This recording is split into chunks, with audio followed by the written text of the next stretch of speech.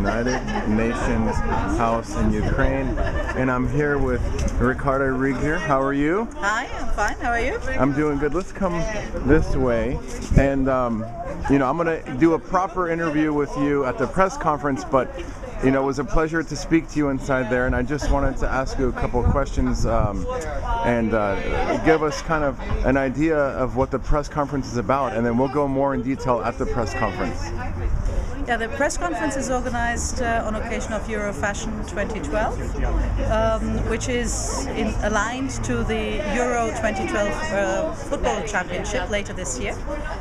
And we are going to talk about World Water Day, which is on the 22nd of March, and whether and how fashion can contribute to improving the water situation in Ukraine and in the world.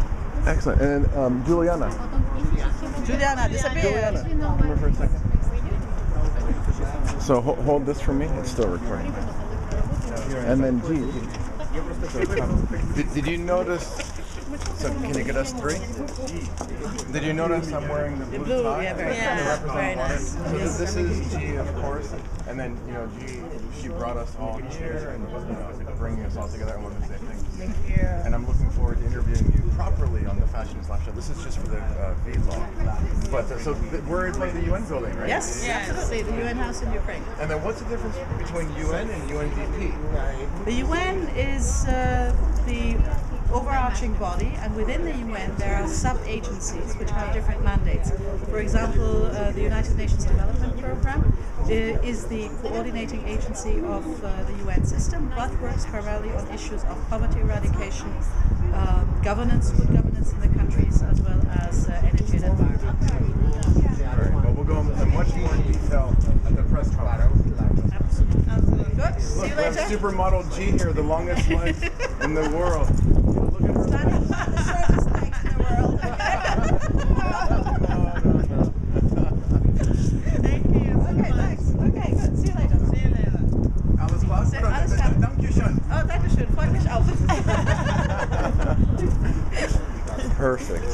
Bye-bye. Thank you, Juliana. Enjoy. That's Renee, the man that brought all this together. This is DJ Lars. Ça va, ça va? Yeah, ça va bien.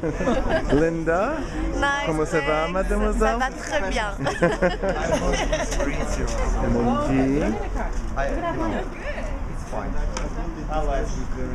G. Renee, the mastermind behind everything. I'm just the guy behind, taking care about the luggages, that everyone has breakfast, that Rocco is happy here. Yeah. Thank you, thank you, thank you. Most welcome. Kodak said I ate. That's right. That's what I meant. Wasn't it crazy? Yeah. Ukraine and Russia, they have more HIV than all of Africa, right? That's what they were saying. I thought it was Africa. Fellas, females, please protect yourself. It's Right. serious around here, please. That's right.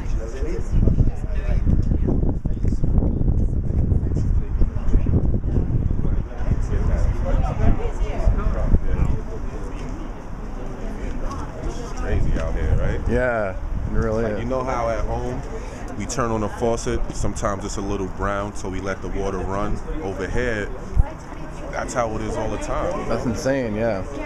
Probably have like pipe particles coming out their water. It's crazy. So, this is the entrance of the UN. We had to come through some major security.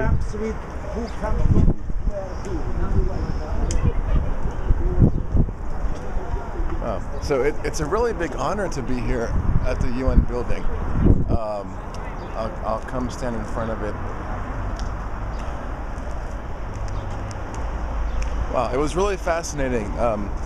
We had a sit down, they offered us tea and coffee, and they showed us some movies. We did a massive Q&A to really familiarize ourselves with the reason that we're here, and then in addition to other problems that Ukraine has. And it's pretty fascinating because it was part of the Soviet Union for so long, and I guess about 20 years ago they became independent.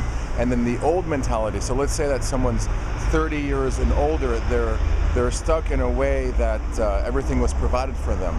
So the UNDP, which is a sector of the United Nations, it helps develop and educate the younger generations and try to, let's say, retrain the older generation of Ukrainians to be independent and how to do things by themselves. And, you know, if something needs to be fixed, how to achieve that opposed to just waiting and having the Soviet Union do it for you. So it was really interesting. You know, I grew up essentially in a free state, you know, in America, and then I went over to Italy, which is also an independent country and has been for a very long time.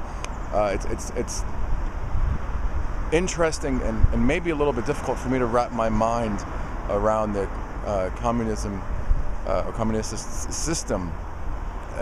I don't want to say it's sad. It's just the way it was here for quite some time, and I'm sure there's a lot of people out there that admire the system and love it, and there's a lot of people out there that admire the independence and loves the independent system.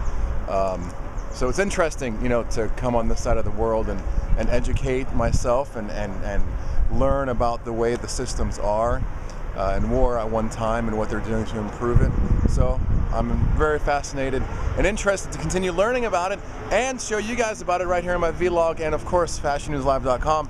So we're going to go to lunch and then go do a press conference and then start filming fashion. So this is the UN building in Kiev, and those are the other artists and designers and everyone, and snow on the ground, but it's not even cold here. It's not cold here at all. I can't see my breath. All right, and these are my shoes, and yes, Juliana has actually already stepped on them, and I was like, did you read my tweet when I was in LA? Don't step on my Fendi shoes, all right, Juliana? So I had to keep them away from her feet. All right, I'll talk to you guys later. Bye.